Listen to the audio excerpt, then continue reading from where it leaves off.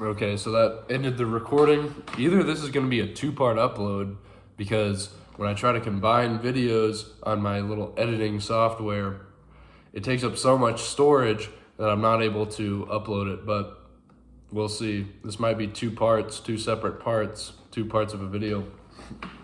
But we're talking about Joyce. What I was telling you about was Joyce's writing style, which is a stream of consciousness writing style, and it's a different structure to some because it's there's external things happening in Portrait of the Artist as a Young Man that are happening external to him, but then what's really important is what's happening internally, and so one thing is going to remind Joyce, or a key phrase or a key word is going to paint or illustrate something either relating to the past or an experience or a feeling or anything in his brain. And so something will be happening in the storyline, that's just going to take him way over here. And you have to get used to this, because when I'm first reading it, I'm like, whoa, what's going on? We got to slow down. I got to understand what's even happening here. Is this part of what's happening externally, or is this an internal thing? But think about this, and this is Joyce picking up on words. He has a thing about, in the beginning when he's at Klongau's, as a little boy, the color white. When he sees the color white, he imagines something cold and moist. He also, or smells. He's relating all these senses together. When he gets sick, he says that this guy, I forget who it was, some priest was going to get a towel for him, these white towels, and he said that the white towels reminded him of medicine, the smell of medicine or something like that. So even a color or a texture reminds him of a smell, which is related with another thing. So it's very interesting to see these sort of jumps, and it very much flows like thoughts. Specifically, to see how to see somebody actually illustrate this in a way that makes sense is incredible. But it starts off when he's just a little baby, when he's a little boy, and speaking in baby, nonsensical baby talk with the moo cow and baby Taku, which is his little nickname that his parents gave him, and you'll see as the novel goes on, his sort of development of thought and starting to actually understand things and understanding words and poetry, which of course is very important to Joyce. Joyce is a writer, so words are more real to him than actual physical things, and he's very disconnected from the exterior world and lives mainly internally. He's a weak child. He's sort of afraid. He's sort of scared in the beginning of his life. One of the first moments in the book is him on the playground of Klongau's, being around people playing football, and him wanting to just sort of avoid any kind of contact, because he's just not a physical sort of kid. He's very nervous and feels frail and weak, and he's disconnected from the external world, and it's all sort of internal. So he starts off, his parents sent him to Klongau's, which is a prestigious Jesuit school, Catholic school, and he doesn't like his time there. He hates it. He's away from his parents. He misses his parents. He gets bullied by his classmates. He's pushed into a cesspool, the square pit, I think he calls it, the cesspool. He saw a rat crawl into there one time. but he was pushed into there, and from that he gets sick, and there's no straightforward timeline through all of this. It's a thing happens, and he's thinking, he goes on a thought trail, and then you're just shoved into the next thing. But he spends time in Klongals, learning, and the teachers, the priests are total dicks, total jerks, and he's punished unjustly because his glasses get broken at a certain point, and it was not his fault, but he's punished for it, for not doing work, because the teacher told him that he didn't have to do work, but this other guy comes in and starts beating on people, and he beats on him for not doing his work. So I suppose I should tell you, Joyce, his sort of stand-in character, because this isn't a literal autobiography, he's telling it through an artistic medium, which of course makes sense. It's a portrait of the artist. A portrait or a painting of somebody is a representation of the real thing. So he's giving you a verbal word portrait of his life. So it's not a literal portrait. It's a imaginative, artistic portrait. So his name in this is Stephen Daedalus. Stephen is a Christian name of the first Christian martyr, Stephen, and Daedalus, who's the famous inventor, artifice in Greek mythology, who builds the labyrinth or the maze which the Minotaur is held in, and he also builds the wings. And him and his son Icarus, you probably know Icarus flies too close to the sun with the invention, and falls and dies. So you have Greek and Christian on both sides of his name, and that is a representative of what Joyce is in a way. He grows up Catholic, grows up in a Christian environment, and he's eventually going to turn away from Christianity and go more towards this sort of Greek ideology, which sounds very Nietzschean. So, where was I? When he's a child in Klongals, he is punished unjustly. He reports the religious authorities for punishing him unjustly, and he's celebrated as a hero by his classmates. But through this sort of developmental years that he's going to go through, he's going to start to have, of course, building ideas about it's a self-discovery which he's going to go through, and you can see that his initial sort of starting off point is that he's in the Christian world and going through all this Christian stuff, and so at one point he's going to think that he's going to become like a priest, but either way, the entire time he's looking to find out what he's going to be and create himself. But he's going to start off, before he actually decides to create himself, going down this pathway in the Jesuit school. Now, he doesn't go to Klongals the whole time. He ends up going to Belvedere later on, because his parents, there's another big part of it which is connected, religion and politics. In the first book, one of the big scenes is him at the family table at Christmas dinner, and his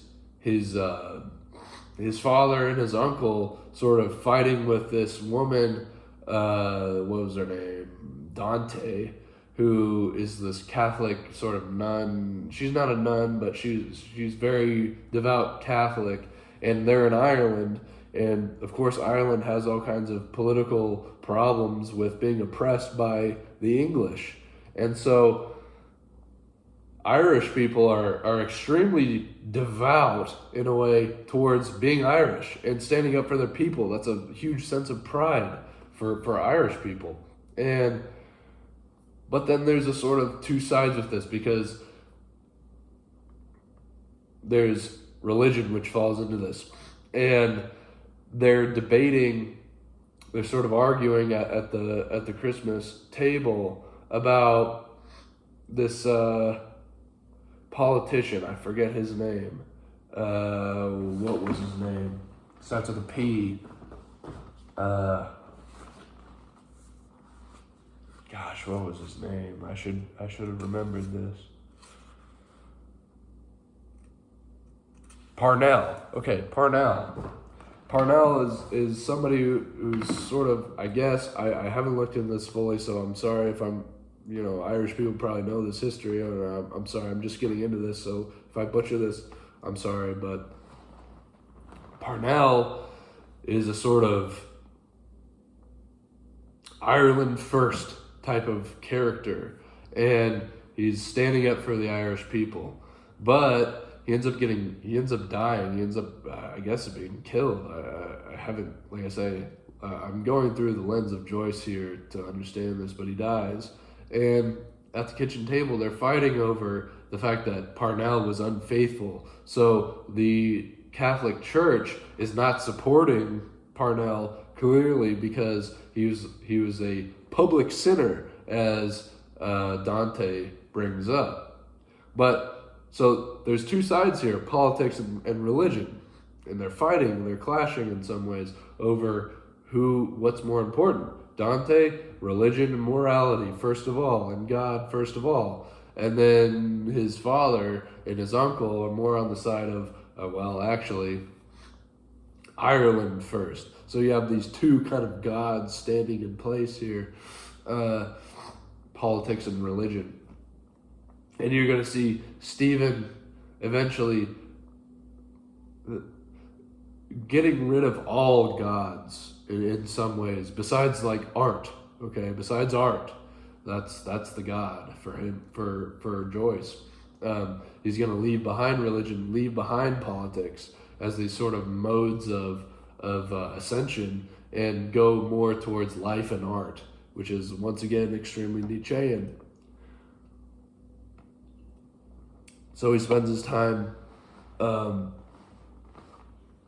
studying as a boy, and he's very drawn towards aesthetics and writing and poetry, even as a boy. And you see this expressed as his boyish thoughts and sort of understanding words. At one point, he talks about how the litany to Our Lady, the Virgin Mary, says something about hands of ivory and a house of gold. And he was saying how some Protestants would make fun of that because they didn't understand what it meant. How could hands be made of ivory, and how could we be talking about a person who are saying hands of ivory? Like they just don't understand poetry. And Joyce, as a little boy, doesn't understand this either, but he figures it out. You see it developed in his thoughts because he remembers back when he hears this. Ivory is a thing that pops up over like a recurring thing, even in his later thoughts as an older gentleman as well. This ivory, but he recalls a moment with this girl that he knew, Eileen or something like that. They have this sort of moment where she like touches his hand or something like that, or touches him, and she had these pale hands and they were kind of cold, and they reminded him of ivory, right? Because they're white and they're sort of cold. But he is relating this, and he's saying, oh, that's like ivory. That's hands of ivory, right? This pale, white, cold hands. That's hands of ivory. That's how we can talk about things that are seemingly unrelated and relate them together in a way that tells you something in an indirect sort of sense. And then the girl laughs and runs away, and she has these streaming golden locks. And he's like, that's House of Gold. He says, if you think about things, you can figure them out. If you think about words, you can figure them out. And so he's finding ways of taking words and constructing things with them. And that's going to be what's really important to him. As I was saying before, words are big, very important to Joyce's mind. He's taking words and he'll catch on things and think about the words, and it reminds him of all these sorts of things. And so later on, he's thinking about aesthetics, and he even has sort of arguments over writing and literature and things. And you can imagine he's a very bookish type of person. He's very he's an intellectual pretty much. And these gang of boys, when he's going to which school was it at this point? Oh, anyways, it was not Klangau's. Heron. There's this sort of rambunctious rapscallion, Scandalian, as Dennis would say, Scandalian. That he's got this sort of gang of guys, and he has this walking stick, and they're arguing with him, and he's got these sort of cronies.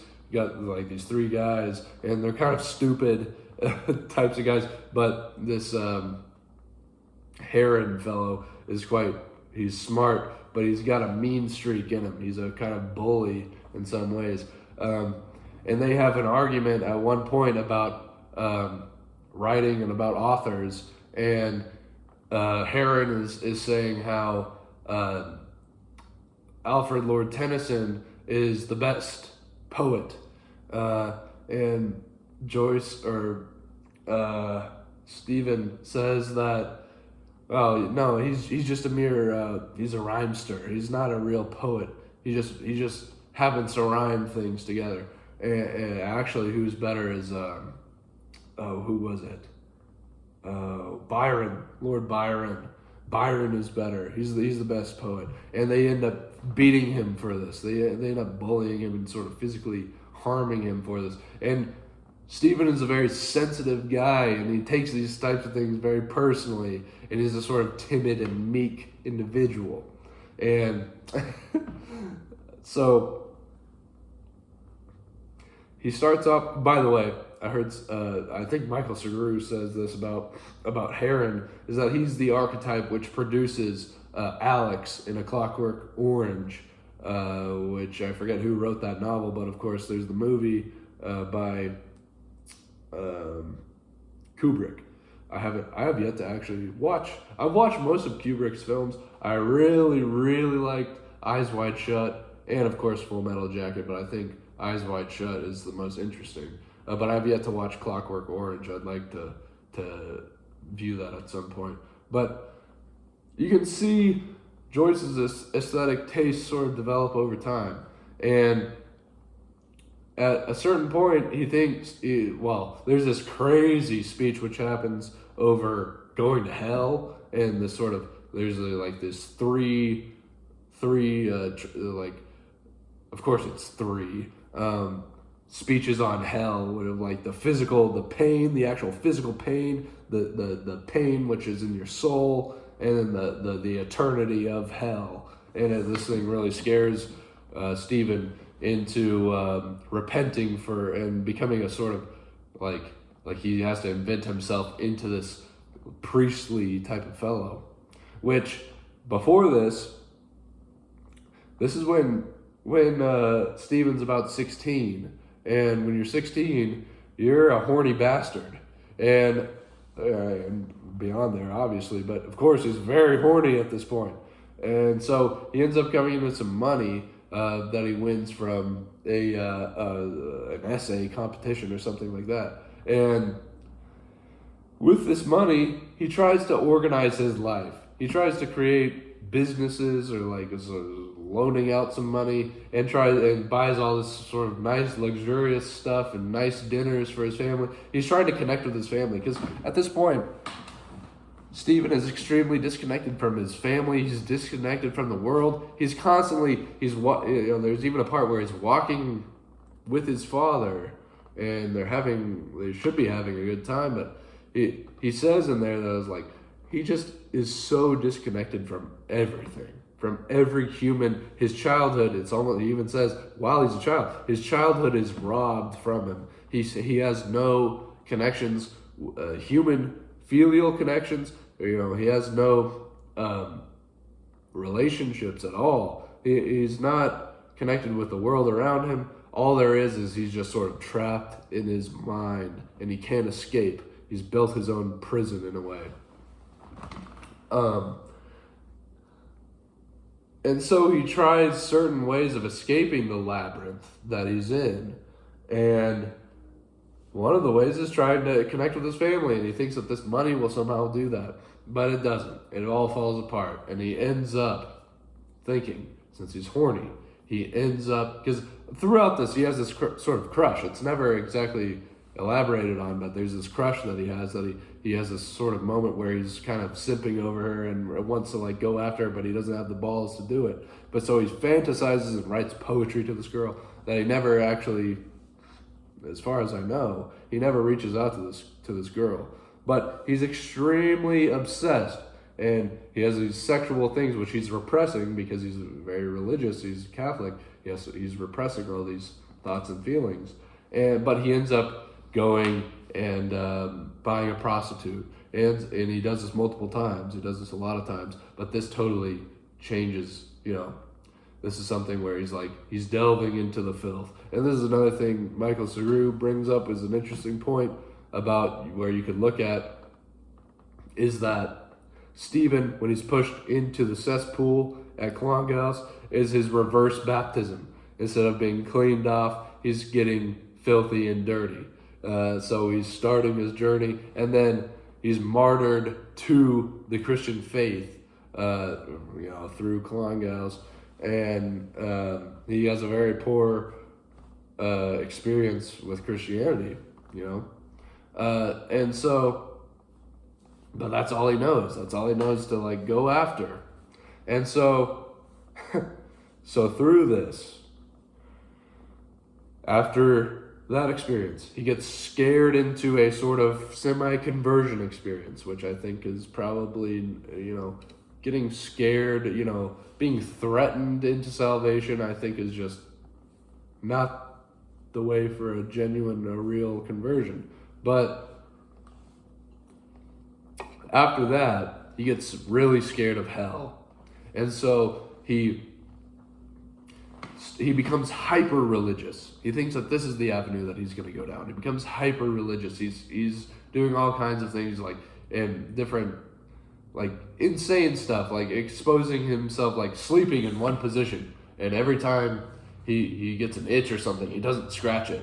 And eating, fasting all the time, trying not to. He'll expose himself to impure smells, which he even says I had a hard time with that one because most smells don't really bother me. The only things that really bothered me were weird fishy, stale fishy smells, which were maybe smelling piss. So so he would expose himself to smelling stale piss as much as he could. Just crazy. Okay, so he goes through this, and at a certain point, he's offered a position as a priest. And for whatever reason, he feels that it's incompatible. He can't do it. And after this happens, he has this strange experience where he's walking on the docks. He's walking near the shoreline. And he has some aesthetic experience where he envisions himself as taking flight, and it's very direct, telling you basically this is where Daedalus comes in, where he's going to invent his way and create his life anew.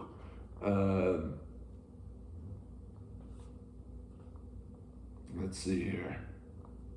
Yeah, in this moment, he sacrifices the Stephen part of himself, the Christian part of himself, and he has this weird voice in his head that says, "Come along, Daedalus, thou Stephanophilos, Stephano." How do you say that? Stephanamenos, thou Stephanamenos, which is a Greek word, bowl of. It means this sort of sacrificial bowl, right? And so he's sacrificing himself, and this is where Daedalus is going to take flight. That sort of Greek part of him is going to take over, and he sees this girl walking out by the river or by the ocean, and she's got her dress hiked up, her bare legs are exposed, and she's just this beautiful, and he's always relating her to this sort of bird. She looks like this pure dove, right? And birds always mean an ascension or some sort of rise, right? Going up in the Platonic sense, ascension, right? But Stephen's ascension, he's been trying to ascend to some other world and transcend through religion for so long, and it hasn't worked for him. And so now his real ascension is not an ascension at all. It's actually a descension. In a Platonic sense, I can't help but read it like this. He goes down to the ocean, down to generation. Ocean represents chaos, represents generation, represents becoming, right? He stopped thinking about being in an eternal sense. He stopped thinking about eternal things. He's going down to chaos. He's going down to the ocean. And then his ascension is through sexuality. He fantasizes over this girl. He says, "Good God." He's like in his brain. He's staring at her. He's just like 1,000-yard fluoride stare. He's like, and he's thinking in his head, "Holy God." He's so horny in this moment. But he's so horny that that's his conversion experience. That's going to kickstart the rest of his creative career.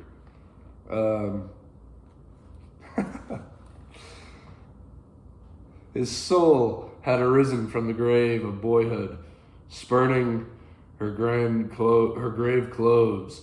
I can't read. His soul had arisen from the grave from boyhood, spurning his grave clothes. Yes. He would create proudly out of the freedom and power of his soul as the great artificer, whose name he bore, a living thing, new and soaring and beautiful, impalpable, imperishable. Yeah. So he sees this girl. He says, "Heavenly God," cried Stephen's soul in an outburst of profane joy. Her eyes had called him, and his soul had leaped to the call. To live, to err, to fall, to triumph, to recreate life out of life, a wild angel had appeared to him, the angel of mortal youth and beauty, an envoy from the fair courses of life, to throw open before him in an instant of ecstasy the gates of all the ways of error and glory, on and on and on. That says pretty much all he needs to say there about that. So from there on, he devotes his life to this sort of study of aesthetics and to eventually become a poet. And I'm about out of space here. But what this reminds me of a lot is Nietzsche and bringing style to one's character and using art as a way of transcending the world, but yet staying grounded to it, actually delving into filth. He talks to a priest at a certain point in book 5, and they're discussing the form of the beautiful. And the priest brings up, or I guess he's a priest, he brings up that when you're thinking about these grandiose questions like the beautiful, it's like looking down this precipice, this mountain in a way. And that reminded me of this sort of idea that Nietzsche brings up about whatever tree would send its branches to heaven would send its roots to hell. Or if you stare into the darkness long enough, it'll stare back into you. This sort of idea of like, in order to ascend and create these beautiful things, there must be some darkness. And that's exactly what's going on with Joyce. I'll probably end up talking to you more about Joyce at some point, but it's 30 minutes in and my voice is getting very tired. So I'll probably upload this as 2 parts, and we'll talk more about Joyce. Joyce is really like Joyce. I really like the way that he writes. And I can't wait to get into Ulysses. I've heard it's a sort of a trial by fire. There's a lot of things. I bought an annotated edition of Ulysses, which I will definitely need to understand, because not only all the Irish stuff that I don't know, the history, the places, all this stuff are connected, and the sayings, the sort of colloquialisms in the Irish culture are very interesting, but I don't get it. So it's going to take me a lot of time. This book is only like 200 something pages long. Ulysses is like 800.